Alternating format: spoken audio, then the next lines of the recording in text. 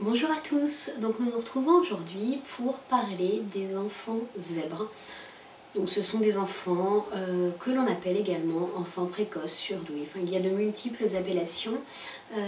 Personnellement, l'appellation qui me semble la plus judicieuse est l'appellation enfant surdoué. Donc c'est un terme que j'emploierai tout au long de cette vidéo. Alors dans l'imaginaire populaire, sur les blogs, sur internet, dans les vidéos YouTube, etc., j'entends souvent que les enfants surdoués sont des enfants qui sortent du lot, des enfants hyperactifs, des enfants mal à l'aise avec la société, des enfants hypersensibles, des enfants qui sont mal à l'aise à l'école, etc. Mais un enfant surdoué, ce n'est pas que ça. Ce sont des enfants qui ont bien évidemment besoin d'être nourris intellectuellement. Alors il y a effectivement des difficultés scolaires lorsque l'adulte ne s'adapte pas, bien évidemment, mais ce n'est pas ce qui caractérise en premier lieu un enfant surdoué. Donc il faut être lucide, peu de professeurs des écoles s'adaptent à la problématique des enfants précoces ou des enfants surdoués, tout simplement parce qu'elles n'ont pas été formées. Donc je peux comprendre l'attitude des professeurs des écoles qui en ont marre que les parents choisissent ce prétexte pour, comment expliquer, pour excuser une attitude qui n'est pas tolérée à l'école. Je ne dis pas que c'est une attitude qui est mauvaise, je dis simplement que c'est une attitude qui est inadaptée à l'école. Donc je vous ferai une vidéo plus tard sur les difficultés de l'école à s'adapter à la nature de l'enfant. Alors, je vais prendre l'exemple d'un enfant que je connais très bien, qui est en CM2 et qui, sur toute sa scolarité, a eu une seule instite qui a été capable de s'adapter à sa particularité. Donc une instite qui a su le nourrir intellectuellement et avec qui ça s'est très bien passé. Mais la plupart du temps, les rapports sont assez conflictuels et assez difficiles pour cet enfant. Donc l'école est pour lui synonyme d'ennui et de souffrance. Donc d'ennui et de souffrance parce qu'il y a beaucoup de facilité d'apprentissage. Donc une fois que les choses sont acquises, l'ennui prend place dans son esprit. Donc pour les gens normopensants, c'est-à-dire les gens qui sont dans la norme, il y a un besoin d'avoir une appellation. Donc l'appellation, c'est pour ça que les appellations sont assez multiples d'ailleurs, je pense. Donc les enfants précoces, les enfants zèbres, les HP, les HPI, les surdoués, etc. J'en oublie peut-être d'ailleurs. Alors il y a beaucoup de personnes qui sont amenées à consulter suite à des vidéos vues sur internet et qui pensent que la problématique de l'enfant surdoué apportera des réponses à leurs questions. Il y a beaucoup de personnes qui sont amenées à consulter suite à des vidéos vues sur internet et qui pensent que la problématique de l'enfant surdoué apportera des réponses à leurs questions. Donc il y a également beaucoup de personnes qui sont déçues parce qu'elles ont échoué à ce test. Elles pensaient avoir des réponses à leur mal-être, mais elles ont échoué à ce test. Alors le mot test d'ailleurs me pose problème parce qu'on n'échoue pas à un test. Là c'est pas une question d'échec ou de réussite. C'est question ici d'établir un diagnostic. C'est pas comme un test de grossesse qui est positif ou négatif. Là on est dans la problématique du diagnostic. Alors quand j'entends test de précocité, ça me dérange également. C'est un terme qui pour moi n'est pas adapté, mais ça n'engage que moi. Alors en fait, souvent les parents prennent un diagnostic positif à la surdouance comme une réussite, comme s'ils avaient un enfant supérieur à la norme. Donc pour ma part, je pense que ce diagnostic doit être utilisé comme une clé, donc c'est-à-dire comme quelque chose qui est capable d'aider à comprendre l'enfant, à comprendre ses questionnements, à comprendre cette problématique, à comprendre peut-être son état d'esprit négatif, mais en aucun cas c'est quelque chose qui doit être considéré comme une réussite. Déjà d'une part, cela met beaucoup de pression à l'enfant.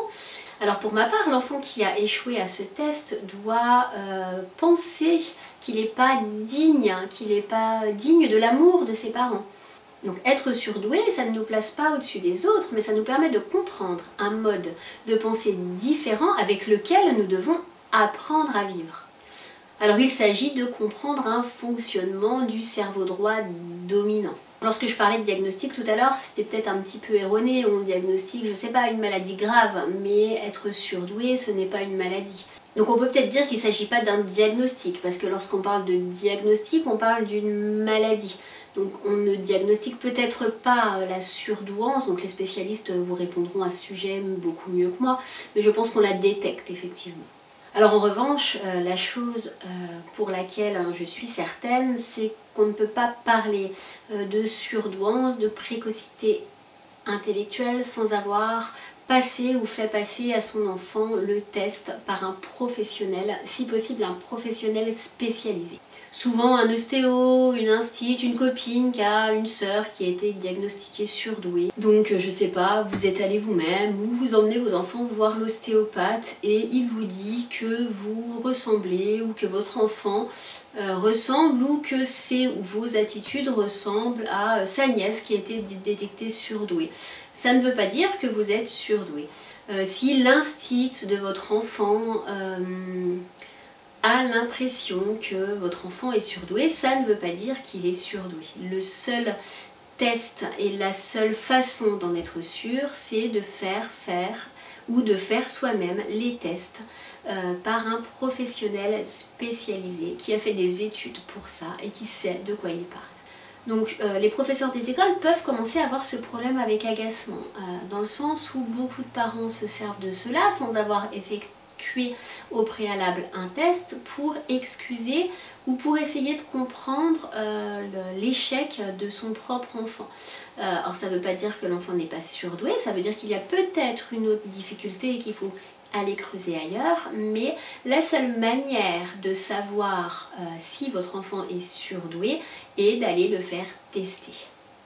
Alors en fait, l'échec scolaire, les problèmes de concentration, etc., ça ne fait pas de votre enfant un enfant surdoué. Il y a peut-être d'autres pistes à creuser. Je pense qu'effectivement, c'est aussi faire du tort aux enfants que de leur affubler une étiquette au-dessus de la tête, déjà qui ne leur correspond pas, et d'autre part qui les met en fait dans une situation très très compliquée. Alors lorsqu'on parle de personnes surdouées, de personnes à haut potentiel, on parle d'une personne qui a un QI élevé. Alors pour ma part, je pense que le terme zèbre, le terme même HP, ce sont des termes qui sont assez galvaudés. C'est à mon sens la même chose que lorsqu'on parle, je sais pas, de chansons engagées et qu'on pense à Florent Pagny. C'est quelque chose qui, pour moi, est très très galvaudé. Donc un enfant en échec scolaire ne veut pas dire forcément enfant surdoué. En revanche, la surdouance peut entraîner un échec scolaire. Donc c'est une nuance qui semble assez importante à mes yeux. Donc il y a aussi pas mal d'idées reçues comme un surdoué qui est une personne empathique. On est tous plus ou moins empathiques en fait. Je pense que c'est une caractéristique de notre personnalité et non pas du fait que nous soyons surdoués ou non. Il y a aussi l'idée que le surdoué est hypersensible, qu'il a un haut potentiel émotionnel, qu'il pense en arborescence, etc. Ce ne sont pas des caractéristiques qui suffisent à détecter quelqu'un comme étant une personne à haut potentiel. Je pense que dans ce cas, on tombe un peu dans la désinformation, on lit des tas de blogs, des tas d'articles, il y a même des tas de vidéos YouTube qui nous induisent, je pense, en erreur et que les seules personnes qui sont aptes à détecter tout ça sont des personnes qui ont fait des études, qui ont étudié la question et qui effectuent ces tests avec rigueur et précision. Et je pense qu'éviter cette étiquette de haut potentiel, de surdoué, aidera tout le monde. Alors tout d'abord, elle aidera les personnes HP, les personnes surdouées qui souffrent un petit peu de cet engouement parce qu'ils sont plus reconnus à leur propre valeur, et ça aidera aussi les enfants et même les adultes d'ailleurs normaux pensants qui ont cette étiquette sur la tête et qui ne savent pas quoi en faire. Donc il semblait pour moi important de faire ce point. Je sais que ça va un petit peu à contre-courant de tout ce qui peut être dit, de tout ce qui peut être entendu. J'en ai bien conscience. N'hésitez pas à me faire part de vos remarques dans les commentaires et je vous dis à très bientôt dans une prochaine vidéo.